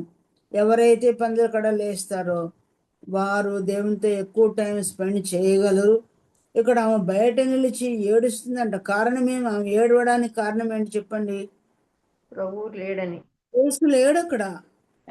యేసు లేడని ఆమె ఏడుస్తుంది. అయిపోయింది అని చాప్టర్ క్లోజు. యేసయ్య దొరకడు, నేను కూడా నా గల్లీకి వెళ్ళిపోతాను రాండి అని యోహాన సుజాన వీళ్ళతో చెప్పుకొని ఆమె వెళ్ళిపోలేదు. కానీ బయట నిలిచి ఏడ్చుచూ ఉండెను. ఈ మాటను బట్టి చూస్తే ఆమె ఏడ్చుచూ సమాధిలో వంగి చూడగా అన్నప్పుడు అక్కడ ఎవరైనా ఉన్నారా? ఇతర స్త్రీలు ఉన్నారా? లేరు. యోహాన లేదు, సుజాన లేదు కదా, ఎవరు లేనట్టు ఓన్లీ సింగిల్ పర్సన్ కనిపిస్తుంది. దీన్ని అర్థం చేసుకోవాలంటే మత్తయి వార్త మనం చదవాల్సిందే, మార్క్స్ వార్త ఎండింగ్ చాప్టర్స్ మనం చదవాల్సిందే. ఇక్కడ చూసినప్పుడు ఇవన్నీ ఒకటే క్రోనాలజికల్ ఆర్డర్లో రాయబడలేదు. ఇచ్చట కొంత వాక్యం, అచట కొంత వాక్యం, మరి వాక్యం మీకు వస్తుంది. సూత్రం వెంబడి సూత్ర, ఆజ్ఞ వెంబడి ఆజ్ఞ అన్నట్టుగా బెరేయ సంఘస్థుల వలె మనం కూడా వాక్యాన్ని పరిశీలించి చదువుకుంటేనే తప్ప ఒక గ్రంథంలో, ఒక పుస్తకంలో ఒక దూతనే కనిపించినట్టు రాయబడింది. ఇక్కడ 20వ అధ్యాయంలో యోహాను సువార్తలో 2 దూతలు కనిపించినట్టు రాయబడింది. వారి ముఖము సూర్య తేజస్సు వలె ఉన్నిందని, తర్వాత వాళ్ళు ఎలాంటి వాళ్ళుగా ఉన్నారని, ఇద్దరు దేవదూతలు యేసు దేవుని ఉంచబడిన స్థలంలో తల వైపున ఒకడును కాళ్ళ వైపున ఒకడును కూర్చుండుట కనబడిను అన్న మాట చూస్తున్నాం. తెల్లని వస్త్రములు ధరించిన వారుగా చూస్తున్నాం. మరొక చోట వారు సూర్యుని తేజస్సు కలిగిన తేజస్సుతో ఉన్నారని. కనుక ఇద్దరు దేవదూతల వారికి కనిపించినప్పుడు భయపడ్డారని కూడా రాయబడింది. ఇలాగ భయపడినప్పుడు మిగతా సోదరులు వెళ్ళిపోయారు, కానీ ఈమె మాత్రం బయటే ఉన్నట్టుగా మనం చూస్తున్నాం. పరిగెత్తి పారిపోయిన ఆ స్త్రీ జాతికే ఈమె కూడా చెందింది, కానీ ఆమెకు ప్రభు మీద ఉన్న ప్రేమను బట్టి ఒంటరితనంలో భయం అనిపించలేదు. సమాధి కదా అని భయం అనిపించలేదు. శిష్యులందరూ, అన్నగారందరూ వెళ్ళిపోయినారు, నేను ఒక్కదాన్ని. నేను ఆమె భయం కనిపించలేదండి. ఆమె హృదయంలో ప్రభు ఉన్నాడు కనుక సహతోటి స్త్రీలు ఆమెను వదిలిపెట్టి వెళ్ళిపోయినా కానీ ఆమె బయట నిలిచి ఏడ్చుచున్నట్లుగా మనం చూస్తున్నాం. ప్రియులారా, ఆమె ఏడుపు ఎవరి కోసం అండి? యేసయ్య కోసం ఏడుస్తున్నాము ఎప్పుడైనా? అంటే ఏడుపు సులభంగా వచ్చేది ఎవరికండి? ఫస్ట్ ఆడవాళ్ళకి. కానీ యేసు కొరకు ఏడ్చుచు ఉన్న అనుభవం మనలో ఉందా? యేసయ్యను ఏడ్చేంత ప్రేమ కలిగి ఉన్నామా? ఆయన కొరకు ఆ లాంగింగ్ అనేది, ఆయన కొరకు ఆ డిజైర్ అనేది, ఆయనతో ఉండాలి. ఆయన చనిపోయినాడు అయినా కూడా అక్కడ బతికి ఉంటాడని ఆమె రాలేదు. శవమైన యేసు ప్రభు కోసం ఏడుస్తా ఉంది. ఆమె తెచ్చినవేవో రుద్దాలని, తన ప్రేమను కనపరచాలని ఆమె వచ్చింది. చనిపోయిన యేసు ప్రభుని ఆమె ఎంత ప్రేమిస్తే, సజీవుడైన యేసు ప్రభుని మనం ఎంత ప్రేమించాలి? ఇతర దేవుళ్ళు, దేవతలకు ఉన్న పెద్ద గొప్ప తేడా ఏంటంటే ఆయన సజీవుడు, ప్రాణం అర్పించాడు. ఎవరో చంపితే చంపబడిన వాడు కాదు. ఆయన తన ప్రాణం పెట్టుటకును దాన్ని తిరిగి తీసుకున్నటకును ఆయనకు అధికారం కలదు. అయినప్పటికీ తండ్రికి విధేయత చూపించి, తండ్రి నా ఆత్మని చేతికి అప్పగిస్తున్నాను విధేయతను మనకు చూపించడానికే ఆయన ఆ మాట అన్నాడు. దేవునితో సమానుడు, దేవునితో కూడా ఉండుట విడిచిపెట్టేవాడు కాదు. కొన్ని మనము ఆయా ఈ యొక్క సోషల్ మీడియాలో చూస్తూ ఉంటాం. నీ మాటలు నావి కాదు, నా తండ్రి చెప్పినవే, తండ్రి మాటల్లో నుంచి నేను తీసుకొని చెప్తున్నానని అంటూ కొద్దిమంది ఈ యొక్క ముస్లిం సోదరులు కూడా అనుకుంటారు యేసు ప్రభు మాటలు సొంతం యేసు ప్రభు కావవి, తండ్రి దగ్గర నుంచి తీసుకొని చెప్పినాడు కాబట్టి ఆయన ఫస్ట్, ఈయన సెకండ్, ఈయన ప్రవక్త, ఇలాగా భేదాలు చూపిస్తూ చెప్తున్నారు. కానీ నేను తండ్రిని ఏకమై ఉన్నామని మీరు ఎరగరా అన్నాడు. తండ్రి అయిన దేవుడే కుమారుడైన దేవుని ఏమని పిలిచాడు? హెబ్రీ పత్రికలో నా దేవా అన్నాడు, ప్రభువా అన్నాడు. ఇది మనకు అర్థమైంది, మనకు అర్థం కాలేదు, అయినా పర్వాలేదు ప్రియులరా. అలాగా ప్రభు గురించి మరి ఆ ఆ యొక్క స్త్రీలకు చెప్పినప్పుడు వాళ్ళు భయపడి వెళ్ళిపోయినా ఈమె మాత్రం బయట నిలిచి ఏడ్చుచూ ఉన్నట్లు మనం చూస్తున్నాం. మనకి ఎందుకు ఏడవాలో వాక్యంలో ఉంది. ఏమని? ఎప్పుడెప్పుడు ఏడవాలి? ఆత్మీయులు చెప్పండి, ఎప్పుడెప్పుడు ఏడవాలి? పిల్లల కొరకు ఏడవల్ల. మీ కొరకును మీ పిల్లల కొరకును ఏడవండి. నా కొరకు ఏడ్చొద్దండి. నేను కారణ జన్మని, నేను వచ్చిందే శ్రమం వేయడానికి, నేను రక్తం కాచడానికి నేను వచ్చాను, దిగంబరత్వానికే వచ్చాను, నాశనం అవడానికే వచ్చాను, నిర్మూలం అవడానికే వచ్చాను. ఇలాగా నేను అవ్వకపోతే మీకు రక్షణ లేదు. కానీ మీరు కఠినంగా ఉంటున్నారు. మీ పిల్లల రక్షణ కొరకు మీ కొరకు ఏడవండి అని దేవుడు చెప్పాడు. ఇంకొక మాట, ఏదైనా ఏడ్చే విషయం దేవుడు అయినా చెప్పాడా? కీర్తనలు ఎక్కడైనా చెప్పాడా? మొదటి జామున పసిబిడ్డల కొరకాడు. Very good. అది కూడా దీనికి సంబంధించింది. ఏడ్చు వారితో ఏడువిడి అన్నాడు కదక్క. పసిబిడ్డల కొరకు మీ చేతులు ఎత్తండి, కన్నీరు కార్చండి. చూడండి, పసిబిడ్డల కొరకు ఎవరైనా ఏడుస్తామా? మీరు ఏడ్చారు ఎప్పుడన్నా? పసిబిడ్డలు రోగం వస్తే ఏడుస్తాము, కష్టం వస్తే ఏడుస్తాము, బిడ్డలు ఏడిస్తే మనం ఏడుస్తాము. కానీ శిష్యులుగా ఉన్నప్పుడు వారితో పెద్దగా ఏడుపు ఉండదు. మనం ఇంకా నవ్వుతాము, వారికి ఎన్నెన్నో పేర్లు పెడతాం కదా, ఎన్నెన్నో పర్యాయ పదాలు పెట్టి ముద్దు చేస్తాం వాళ్ళని. కానీ ఏడుపు ఎప్పుడు వస్తుంది? ఆ పిల్లలతో ఏదైనా శోధన అయినప్పుడు, కష్టం ఉన్నప్పుడు, అవిధేయాలు ఉన్నప్పుడు, మరి బరి తెగించి జీవిస్తున్నప్పుడు, దేవునిలోకి అంకికి రానప్పుడు ఏడుస్తాం. కానీ శిశువుల కొరకే ఏడవండి అంటే అర్థం ఏంటి? శిశువులతో ఏ తంటాలు ఉండవు. గడ్డాలు మీసాలు వచ్చినప్పుడే పిల్లలతో చాలా శోధనలు ఉంటాయి. కానీ శిష్యులుగా ఉన్నప్పుడే రాబోయే శోధనల కొరకు, ముందు కాలం కొరకు, వారి కొరకు ప్రార్థన చేయమని దేవుడు చెప్తూ ఉన్నాడు. నిజమే. అలాగే మాత్రమే కాదు, ఇంకో మాట అన్నాడు కదా దేవుడు, పిడికెడు విత్తనములు విత్తువాడు ఎట్లా వెళ్తాడంట? విత్తేటప్పుడు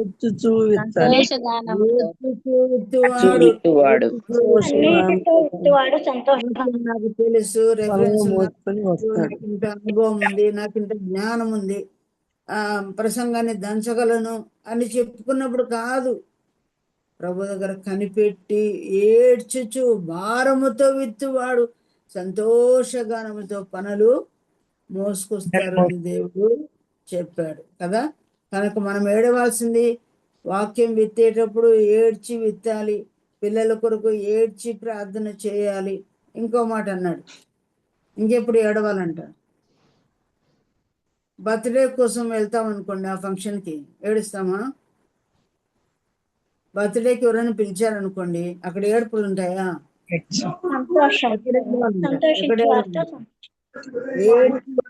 ఏడ్చుడి అన్నాడు కదా. అంటే ఏమి? ఎక్కడ ఏడుస్తారు? ఏ ఇంట్లో వాళ్ళు ఇంటిలో ఏడుపు ఉంటుంది. రోగాలు ఉన్న ఇంటిలో ఏడుపు ఉంటుంది కదా. దుఃఖ స్వరము గల వారి వద్ద కదా, ప్రాణం పోచున్న వారి దగ్గర ఎంతో ఏడుపు, నిరీక్షణ లేని సమయాల్లో ఏడుపు ఉంటుంది. అలాంటి వాటికి ఏడవని దేవుని వాక్యంలో ఉంది. కానీ కదా, ఆడవాళ్ళు సాధారణంగా దేనికి ఏడుస్తాం? అత్త ఒక మాట అన్నా ఏడుస్తాం, భర్త ఒక మాట అన్నా ఏడుస్తాం, అవునా? ఇంకొకరు ఒక మాట అన్నా ఏడుస్తాం. ఒకవేళ చీరలు తక్కువైనా ఏడుస్తాం మేము, లేకపోతే రకరకములైన వాటి కొరకు దుఃఖం వెంటనే జలజల నీళ్లు కారవచ్చును. కానీ ఈ స్త్రీ దేనికోసం ఏడుస్తుంది? యేసు, యేసు లేడు, నా యేసు లేడు అని చెప్పి ఆమె ఏడుస్తున్నట్టుగా మనం చూస్తాం. దీన్ని బట్టి యేసు మీద ఆమెకు ఎంత మమత, ఎంత మమకారము, ఎంత ఇష్టము, ఎంత గాఢంగా ప్రేమించిందో, ఏమేమి అనుకొని ఏడుస్తుందో. ప్రభు లేడు, ఆయన ప్రెజెన్స్ అక్కడ లేదు అని ఏడుస్తున్నామా? దేవుని ప్రెజెన్స్ని పోగొట్టుకున్న ఒక స్త్రీ ఎవరైనా చెప్పగలరా? అసలు దేవుడు అక్కడ లేకుండానే ఆ మేఘం ఎత్తేసాడు, ఆయన ప్రెజెన్సే లేదు. ఎక్కడి? మిర్యాం విషయంలో కదా, దేవునికి వాళ్ళు చేసిన విషయం దేవునికి సమ్మతం లేదు కదా. నా సేవకుడైన మోషేతో ఎందుకు ఇలాగ మాట్లాడారు అని చెప్పి దేవుడు తన మేఘాన్ని కూడా ఎత్తివేసినట్టు మనం చూస్తాం. దేవుని ప్రెజెన్స్ లేదు. ఆయన ప్రెజెన్స్ లేనప్పుడు మన మనసు అట్లే కొట్టుకులాడుతుందా? నాకేదో సంతోషం లేదు, ఏమో దేవుని సన్నిధిని కోల్పోయినట్టు నాకుంది, మనసులో సమాధానం లేదు ప్రభువా. నేను మొన్న ఉన్నట్లేదు, ప్రొద్దున ఉన్నట్లేదు, మధ్యాహ్నం ఉన్నట్లేదు, ఏదో వెలితిగా ఉంది అని తిరిగి ఆయనతో సమాధానం పడే వరకు, తిరిగి ఆయన సన్నిధి మనతో కూడా ఉండే వరకు కొట్టుకులాడుతున్నామా? నీటిలో నుండి చేప బయటకు వస్తే ఎట్లా గిలగిల్లాడుకుంటుందో మన ప్రాణం అలాగే గిలగిల్లాడుతుందా? ఆయన లేడే. పంచపక్ష పరిమాణాలు తినొచ్చు, పెళ్ళిళ్ళకి వెళ్ళొచ్చు, కానీ ఆయన కనెక్షన్ నీతో లేనప్పుడు అట్లా కొట్టుకులాడాలి. ఆత్మలో అంత దుఃఖము, సన్నిహిత స్వభావం, సన్నిహిత సన్నిధి లేనప్పుడు అలాగ మనం దుఃఖముతో తిరిగి ఆయనతో మన స్థితిగతులను సవరించుకొని, ప్రభువా ఎక్కడో తప్పు చేశాను, ఎక్కడో నీకు దుఃఖం పెట్టాను, ఎక్కడో దారి తప్పాను ప్రభువా, ఎక్కడో నీకు నాకు దూరమైంది తండ్రి, తిరిగి నాకు పాత స్థితిని నాకు దయచేయి, నా పూర్వస్థితిని నాకు దయచేయి, నీతో సమాధానం దయచేయని మనము ఆయనతో సన్నిహితమైన మరి సమయాన్ని ఏర్పరచుకోవాల్సిన వారంగా ఉన్నాం. సరే, ఆమె బయట నిలిచి ఏడ్చుచుండగా ఆమె ఏడ్చుచు సమాధిలో వంగి చూడగా అని రాయబడింది. వంగి చూస్తే ఎవరు కనపడ్డారమ్మా? ఇద్దరు దేవదూతలు 12వ వచనంలో కనపడినట్లు మనం చూస్తున్నాం. తలవైపున యేసు పెట్టబడిన ఉంచబడిన ఆ స్థలంలో కాళ్ళ వైపున ఒకడు, తల వైపున ఒకడు కూర్చుండుట కనబడిన మనం చూస్తున్నాం. సరే, ఈ దేవతల గురించి మళ్ళీ దేవదూతల గురించి ఎప్పుడైనా మనం ధ్యానించవచ్చు. 13వ వచనంలో వారు ఏమన్నారు? ఏమను, అమ్మా ఎందుకు ఏడ్చుచున్నావు ఆమె అని ఆమెను అడుగుగా ఆమె ఏమనింది? నా ప్రభువును ఎత్తుకొని పోయిరి. కానీ పేతురు దగ్గరికి వెళ్ళి మొట్టమొదట యేసు లేడని చెప్పినప్పుడు ఏమని చెప్పింది? 2వ వచనం చదువుతారా? 20వ అధ్యాయం 2వ వచనంలో ఏమనింది? ఆమె పరిగెత్తుకొని పోయి సీమోను పేతురు నొద్దకు యేసు ప్రేమించిన మరి ఒక శిశువుని ఎత్తుకొని వచ్చి ప్రభువును సమాధిలో నుండి ఎత్తుకొని పోయిరి, ఆయనను ఎక్కడ ఉంచి జరగమని చెప్పాను. ప్రభువును సమాధిలోండి ఎత్తుకొని పోయిరి. అక్కడ మాటకు ఇక్కడున్న మాటకు తేడా ఏంటో చూడండి. ఇక్కడేమో సమాధిలోండి ప్రభువుని ఎత్తుకొని పోయిరని సింపుల్ గా మాట్లాడింది. ఇక్కడ దూతలతో ఏమైంది? నా ప్రభువును ఎవరో ఎత్తుకొని పోయిరి. ఆ ప్రభు, ఇక్కడేమో ప్రభు అనే మాట మాత్రమే ఉంది 2వ వచనంలో, కానీ 13వ వచనంలో ఏమనుంది? ఆ ప్రభు ఎవరు ప్రభు అంటారు? నా ప్రభు. తేడా గమనించారా? ఏమి శిష్యులకు ప్రభు కాదా? పేతురు ప్రభు కాదా? ఆ యవనస్తుడైన ఆ యొక్క యేసు ప్రేమించిన శిష్యుడైన యోహానుకు ప్రభు కాదా? కానీ యేసు ప్రభుని గురించి ఆమె స్వంతం చేసుకున్నట్టు మాట్లాడుతుంది. ఏమని? నా ప్రభువును ఎవరో ఎత్తుకొని పోయేది. నా ప్రభువును ఎవరు ఎత్తుకుపోవాలి చెప్పండి? నా ప్రభువును ఎవరు ఎత్తుకుపోవాలి? మగ్దలేని మరి నేనే ఎత్తుకుపోవాలి కదా, నా సొంత మనిషి ఆయన్ను ఎవరో ఎత్తుకుపోవడం ఏంటి? వా, ఎంత సొంతం చేసుకుంది యేసు ప్రభుని. ఏమా నీ తమ్ముడా, ఏమా నీ భర్తనా, ఏమా నీ అన్ననా, నీ మేనమామనా, నా ప్రభు అంటున్నావే. మనము చెప్పగలమా నా ప్రభు అని? పేరు చెప్పచ్చు, నా దేవా, నా ప్రభువా, నా రక్షక, నా విమోచకుడా, నా తండ్రి, నా నాథ, నా సత్యస్వరూపి ఎన్నోసార్లు అంటున్నాం మనం, 1,00,000 సార్లు. అంత స్వంతముగా చేసుకొని అంత దగ్గర సంబంధం ప్రభుకి మనకుందా? తల్లి విడిచిపెట్టింది, తండ్రి విడిచిపెట్టింది, సోకు విడిచిపెట్టింది, ఇంటి విడిచిపెట్టింది, గల్లియని విడిచిపెట్టింది.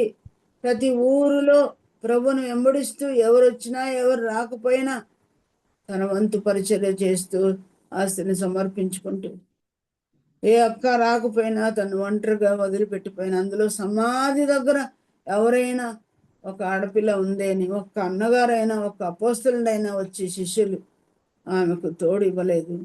అయినప్పటికీ కూడా ఆమె ఒక్కతి ఉండి ఆయన కొరకు ఏడుస్తూ, నా ప్రభుని ఎవరో ఎత్తుకొని పోవడం ఏంటి, నేను కదా ఎత్తుకొని పోవలసింది అంటే ఎంత డిమాండ్ చేస్తున్నట్టుగా ఆ మాట వస్తుందో మీరు చూడండి. అమ్మా, ఆయన మన ప్రభు అయితే ఆయన ఎత్తుకొని పోవడానికి ఇష్టపడుతున్నాము మనం. ఆ ప్రభు యెషయా గ్రంథంలో మనకి ఏం చెప్పాడు? మనకు బాగా వెల్ నోన్ వర్స్ ఒకటి ఉంది కదా, యెషయా గ్రంథం 46వ అధ్యాయం 4వ వచనంలో ఏం చేస్తాడంటే ఆయన, ఎవరికైనా తెలిసింటే చెప్పొచ్చు. ఆయన్ను మనం ఎత్తి మోసుకుంటామా, మనల్ని ఆయన మోస్తాడా? ముదిమి వచ్చే వరకు వరకు ఎత్తుకున్నవాడని నేనే. ఉదయం వచ్చే వరకు నేను ఎత్తుకొని వాడను నేనే నిన్ను చేసి ఉన్నాను, నేనే నిన్ను చంకబెట్టుకుంటున్నాను, నేను రక్షించేవాడు నేనే. ఐ విల్ రెస్క్యూ యూ అన్నాడు. నేను రక్షిస్తాను, ఎత్తుకుంటాను, కాపాడుతాను, జారిపడేసుకుంటాను అని చెప్పలేదు. మెఫీబోషెతును ఆ దాది ఏం చేసిందమ్మా? మెఫీబోషెతును పరిగెత్తి తీసుకొని పోయేటప్పుడు ఆరేసింది. కాబట్టి ఆ బిడ్డ కుంటివాడయ్యాడు. స్వతహాగా కుంటివాడు కాదు, అలాగా మన జారు వేసుకునేవాడు కాదంట. ఎత్తి కొనుచు నేను రక్షించువాడు నేనే. జలంలో పడి వెళ్ళినా కాపాడుతాను, ఇంకా అగ్నిలో పడి వెళ్ళినా నేను కాపాడుతాను. ముదిమి వచ్చే వరకు ఎత్తుకునే అమ్మ ఉంటుందా? మనం ముదిమి కాలంలో వచ్చినప్పుడు వాళ్ళు ఎప్పుడో టప్పిమని ఉంటారు, కానీ ముదిమి వచ్చే వరకు కూడా మనల్ని ఎత్తుకున్నవాడని. ఆ ఎత్తుకునే ప్రభుని ఈమె ఏం చేస్తుందంట? నేను ఎత్తుకొని పోతాను, ఎవరో ఎత్తుకొని పోవడం లేదు, నా ప్రభువు నాకే సొంతం, నేను ఎత్తుకొని పోతాను. కింద ఒక మాట ఉంది చూడండి, 14 చివర్లో లేకపోతే 15లో ఏమనుంది? యేసు, అమ్మ ఎందుకు ఏడ్చుచున్నావు అంటుండే. వెనకాల వచ్చింది యేసు ప్రభు అని అనుకోలేదు. ఏమనుకుందంట? ఏమే తోటమాలి అనుకుందంట కదా. తోటమాలి అనుకున్నప్పుడు దానికి ముందు 15లో చూడండి, అమ్మాయి ఎందుకు ఏడ్చున్నావు, ఎవరిని వెదకుచున్నావు, ఎందుకు ఏడ్చుచున్నావు, ఎవరిని వెదకుచున్నావు. సాధారణంగా ఉదయకాలం వచ్చింది, పెందలకడ వచ్చింది. పెందలకడ వేకునే ఇంచుమించు ఎవరిని వెతకాలంట? దావీదు భక్తుడు 63వ కీర్తన 1వ వచనం మనకందరికి తెలుసు. ఏమన్నాడు? దేవుణ్ణి ఎప్పుడు వెతుకుతాడంట ఆయన? 63:1 చూడండి. వేకునే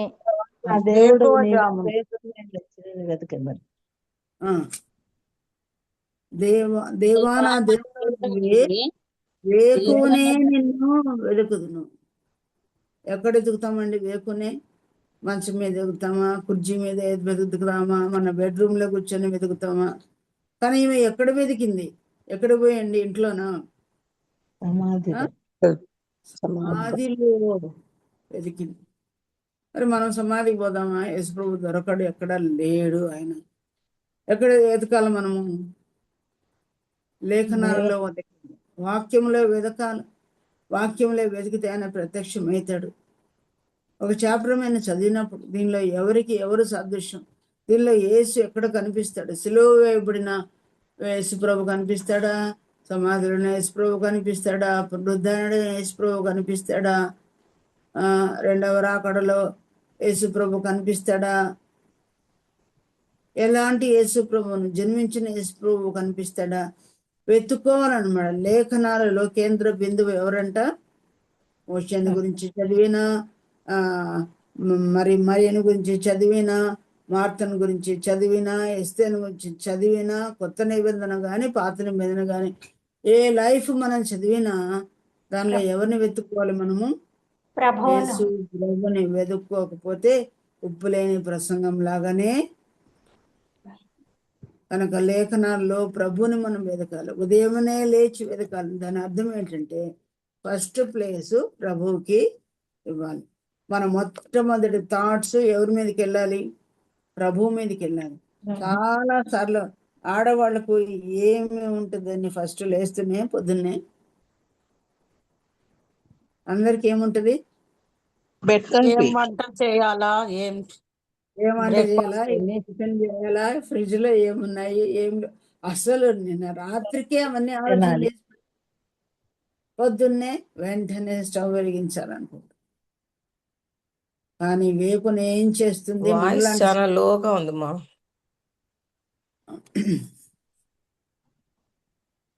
పొద్దున లేస్తూనే మనము ప్రభు సన్నిధికి వెళ్ళవలసిన వారంగా ఉన్నాం. ప్రభు సన్నిధిలో మోకరించవలసిన వారంగా ఉన్నాం. వాక్యం అర్థం కాలేదేమో, ఒక పట్టున అర్థం కాలేదు, అది ఏం థాట్స్ రాలేదు, ప్రభు అర్థం కాలేదు. బ్రదర్ భక్సింగ్ గారు ఎప్పుడు బైబిల్ అర్థం కాకపోతే ఆయన ఎట్లా చదువుతాడంట బైబిల్? మోకాళ్ళ మీద ఆయన ఉండిన ఆ గదిలోనికి వెళ్ళి మేము కూడా చూసాము. ఆ దినాల్లో కార్పెట్ అంటే కార్పెట్ అంటే కాళ్ళు తుడుచుకునే పట్టు అంటారే, అలాంటి కార్పెట్ డోర్ మ్యాట్ మోకాళ్ళు ఉని ఆ యొక్క నార, టెంకాయ పీచు నార 2 గుంటలు పడింది. కారణం ఆయన ప్రార్థనా జీవితాన్ని, మోకాళ్ళ జీవితాన్ని అవి చూపిస్తున్నాయి. లేఖనాల కోసం మోకాళ్ళు ఉండడం, అదే కాలంలో ఫస్ట్ ప్లేస్ ప్రభుకి ఇవ్వడం మనం చూస్తున్నాం. ఏడ్చి ప్రార్థన చేసి గబగబా దేవుడు తన వాక్యమైన జలాన్ని మనకు సంగ్రహించి త్వరగా గ్రహమయ్యేటట్టుగా రఘుయలు కుమార్తెలకు త్వరగా ఎలాగ చేదిపోసాడో మోషే, అలాగే మోషే తొందరగా ఈ వాక్యపు నీళ్ళను మనకు చేది ఇచ్చే నిమిత్తమై కన్నీటితో వాక్యమును చదివి లేఖనాలలో తొంగి చూడవలసిన వారంగా ఉన్నాం. అలాగో ఆమె సమాధి దగ్గర ఏడుస్తుంది. ఎవరిని వెతుకుతుంది? ప్రభువుని వెతుకుతున్నట్లుగా చూస్తున్నాం.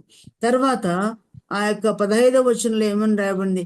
అలా ఆమెను అడిగితే ఆమె ఏం చెప్తుంది?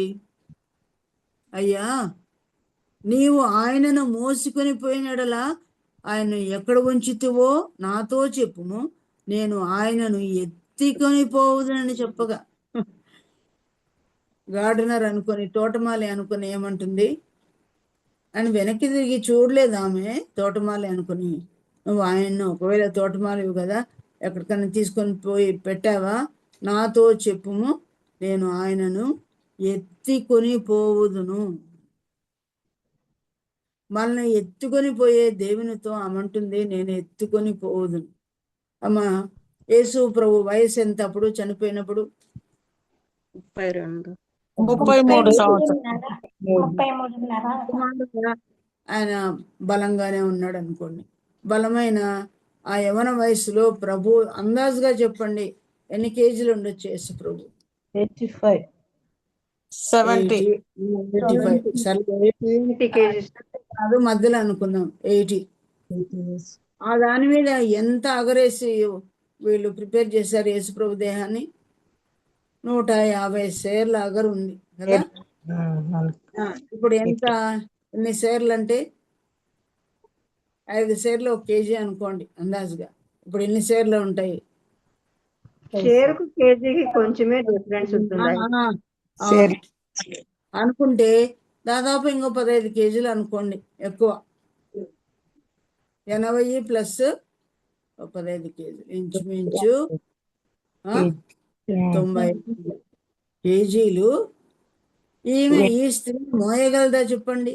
నాతో చెప్పు, నువ్వు నేను మోసుకొని వస్తానని అంటే అది ఒక బాగుండేదేమో. కానీ ఈ బలహీన ఘటమంట నేను ఎత్తుకొని పోదు, నా ప్రభు నేనే ఎత్తుకోవాలి, నువ్వు కూడా వద్దు, ఆ షేర్ నాకే కావాలి, మొత్తం నేనే భరించాలి. అసలు ఈ 3 వచనాలు చదివినప్పుడు నాకు ఎంతో పాఠంగా అనిపిస్తుంది. యేసు ప్రభువా, నీ బరువంతా నేనే మోస్తా, నీ సేవా బరువంతా నేనే మోస్తా, నాకు ఇచ్చిన సంఘం బరువంతా నేనే మోస్తా, ఈ సేవా భారం అంతా నేనే మోస్తా, ఈ ఆర్థిక భారం అంతా నేనే మోస్తా, ఈ ఆత్మల భారం అంతా నేనే మోస్తా, ఈ విజిటింగ్ నేనే చేస్తా అని మన మీద వేసుకోవడానికి ఇష్టపడుతుంది. చేత కదా ఆమెకి? కానీ ఆమె ప్రేమ ఎంత గాఢమైన ప్రేమయ్యో మనకు అర్థమవుతుంది. స్త్రీలారా, స్త్రీలమైన మనం కొన్నిసార్లు ఇలాంటి గమనము, పురుషుల్లో లేని గమనము స్త్రీలకే అర్థమవుతుంది. ఎంతమంది స్త్రీలు బిహైండ్ ద కర్టన్స్ ఉంది. పురుషులు మోయలేని సంఘ భారాలు మోస్తున్నారు.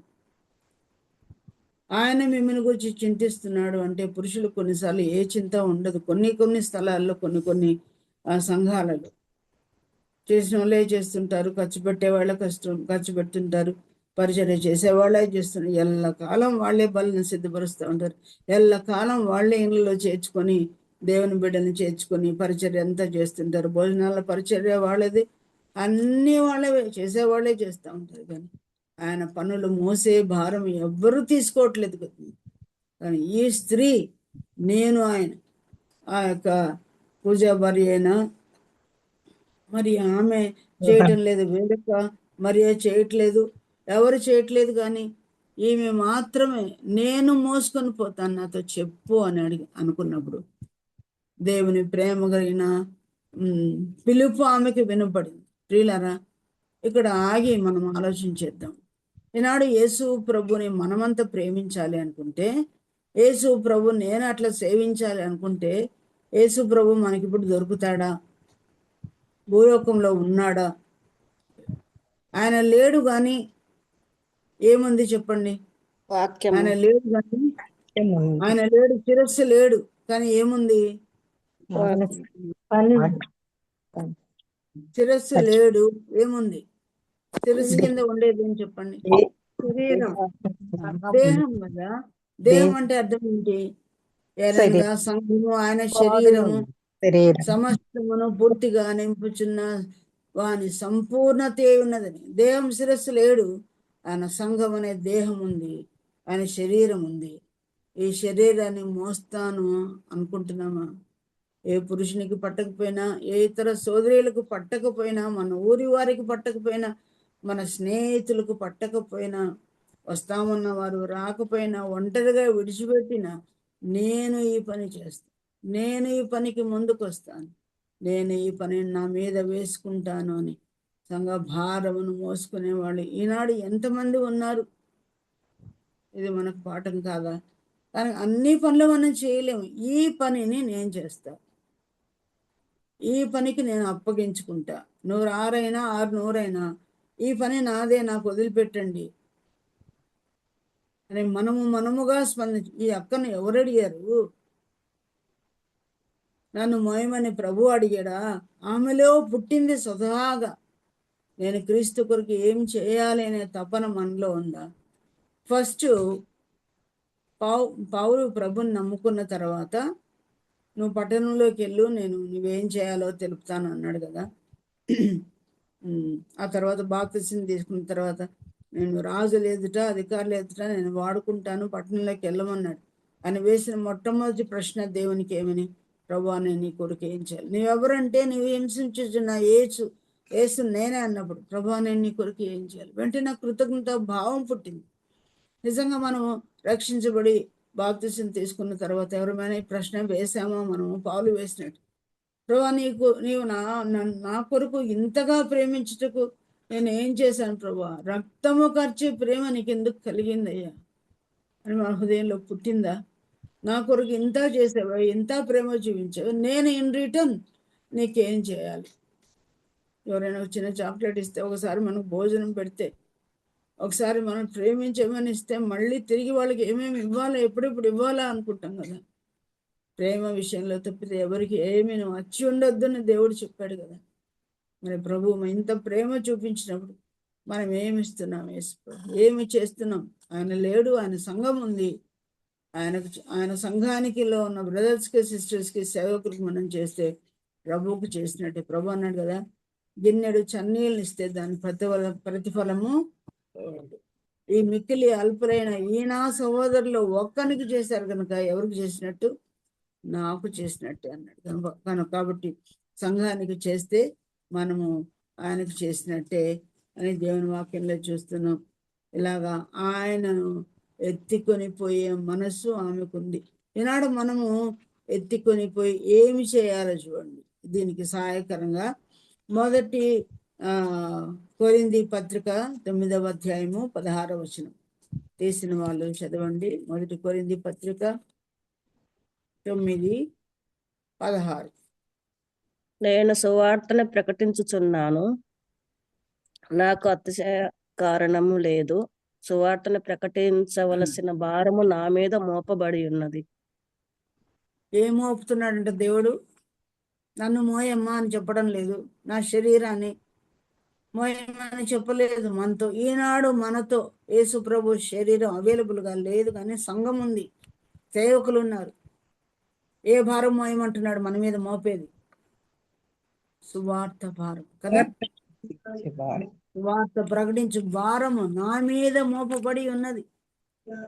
అక్క చేస్తుండే, ఎక్క చేస్తుండే, పెద్ద భార్య చేస్తుండే, డీకన్స్ చేస్తారులే, ఆ అక్క మంచి ధైర్యం ఉంది, ఆ అక్క చేస్తుందిలే అని చాలాసార్లు మనం అనుకుంటాం. ప్రభు అంటున్నాడు సంఘం అంతటికి దేవుడు ఈ భారమును మోపాడు.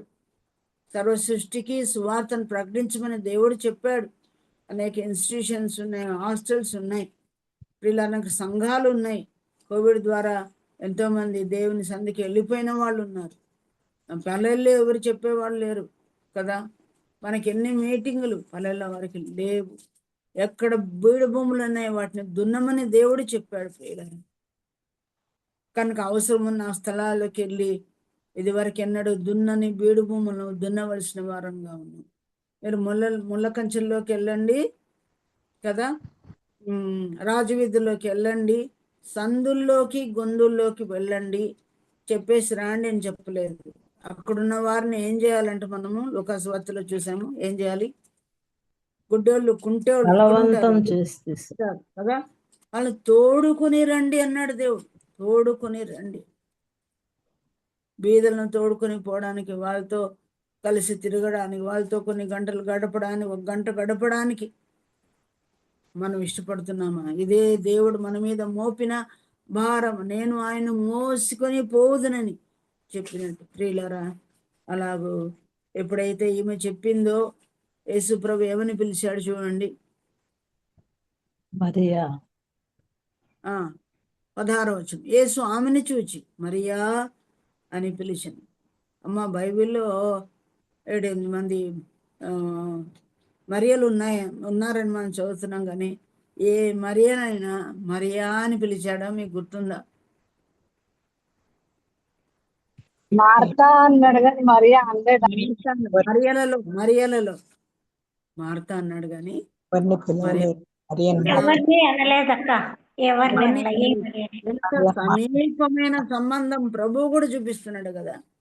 మరియా మా ప్రభుని ఎవరో ఎత్తుకొని పోయారు, నేను ఎత్తుకుపోవాలి కదా. నాతో చెప్పు, నేను ఎత్తుకుపోతాను, నువ్వు కూడా అవసరం లేదు అని. ఎత్తుకొని పోలేదు. అయినా ఎంత డిజైర్ ఉందో, నేను చేయలేను ప్రభా, నేను ప్రసంగించలేను ప్రభా, నేను ఈ గుణార్చన ప్రచురణ చేయలేను ప్రభా, నేను ఎట్లా చెప్పాలో నాకు తెలియదు ప్రభా, నాకు చాలా జ్ఞాపశక్తి శూన్యమయ్యా, ఏ వాక్యంతో సరిపోల్చాలో నాకు తెలియదు ప్రభా, నేను అన్ఫిట్ ప్రభా, నాకు అసలు ధైర్యమే లేదు, నేను వణికిపోతాను ప్రభా, స్టేజ్ ఫియర్ చాలా ఉంది ప్రభా. చాలాసార్లు మనము దేవుణ్ణి అడిగిన సందర్భాలు ఉన్నాయి. ఫస్ట్ టైం నన్ను ఎక్కడా చెప్పలేదండి. బిఎస్సి చదువుకుంటున్న దినాల్లో కాలేజీలో, మీ హిందూ కాలేజీలో చెప్పమన్నప్పుడు నేను దేవుణ్ణి 3 సంవత్సరాలు బెగ్ చేసుకున్నా.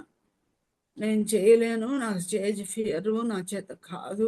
హిందూ కాలేజీ బాబా భక్తులు పెద్ద పటాలు పెట్టుకొని పూజిస్తారు, నేను చేయలేను అని అనుకున్నాను. కానీ మన డిజబిలిటీని మనం ఎక్స్ప్రెస్ చేసినప్పుడు బలహీనలకు బలం ఇచ్చే దేవుడు. ఆనాడు కనుక నేను దేవునికి విధేయత చూపించకపోతే ఈనేటికి కూడా అట్లాగే మండికేసుకునేదాన్ని.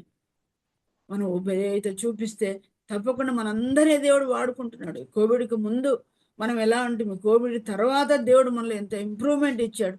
అనేక మంది బ్రదర్స్ కంటే కూడా చక్కని సత్తా కలిగి సేవ చేసే బిడ్డలు చాలామంది ఉన్నారు.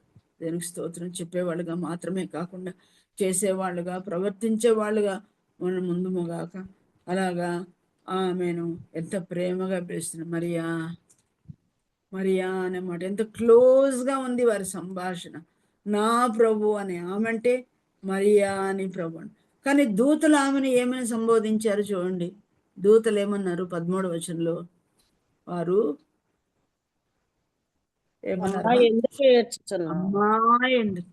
అమ్మాలో జనరల్ గా అందరు పిలిచే పదం, కానీ యేసు ప్రభు పేరు పెట్టి మరియా. ఎప్పుడైతే మరియా అనిందో ప్రభు, అప్పుడు ఆమెకి అర్థమైపోయింది, నన్ను బై నేమ్ పిలిచేవాళ్ళు ఎవరబ్బాయి, ఇక్కడెవరు ఉన్నారు అని వెనక్కి తిరిగి చూసినప్పుడు ఏమనిపించింది? అక్కడ మరియా అని పిలిచాను. ఆమె ఆయన వైపు తిరిగి ఆయన హెబ్రీ భాషతో రబ్బూని అని పిలిచింది. కానీ యేసు ప్రభుని ఆమె ఏమని పిలిచేదంట?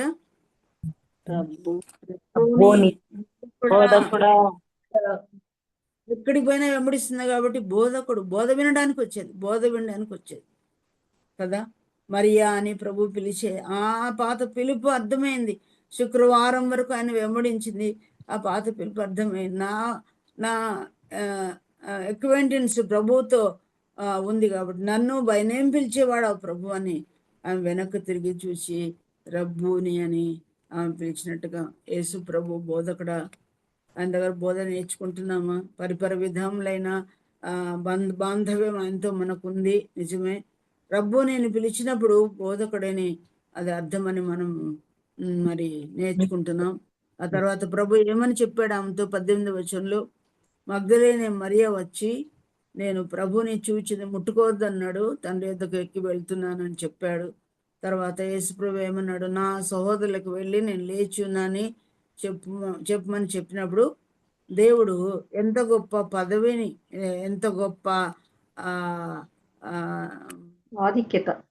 పనిని, ఆధిక్యతను దేవుడు ఆమె మీద పెట్టాడు చూడండి.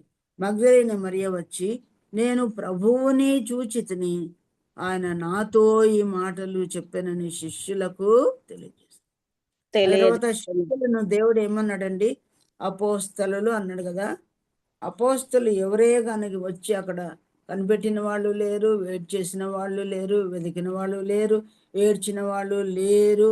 కానీ ఆ సహోదరి ఇంట్లో మనం చాలాసార్లు ఇంట్లో ఏం చేస్తున్నారు, మీరు గుడ్లు పెడుతున్నారు అంటాం.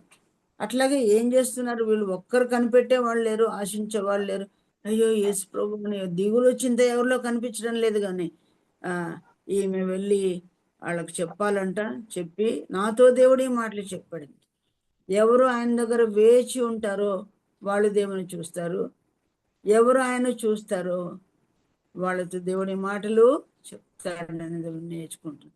పురుషులకు so called disciples of Jesus Christ అని పిలువబడిన వాళ్ళు, సోకాల్డ్ ద అపోజల్స్ అని పిలువబడిన వారికి తెలియని విషయాలు దేవుడు ఎవరితో చెప్పాడు?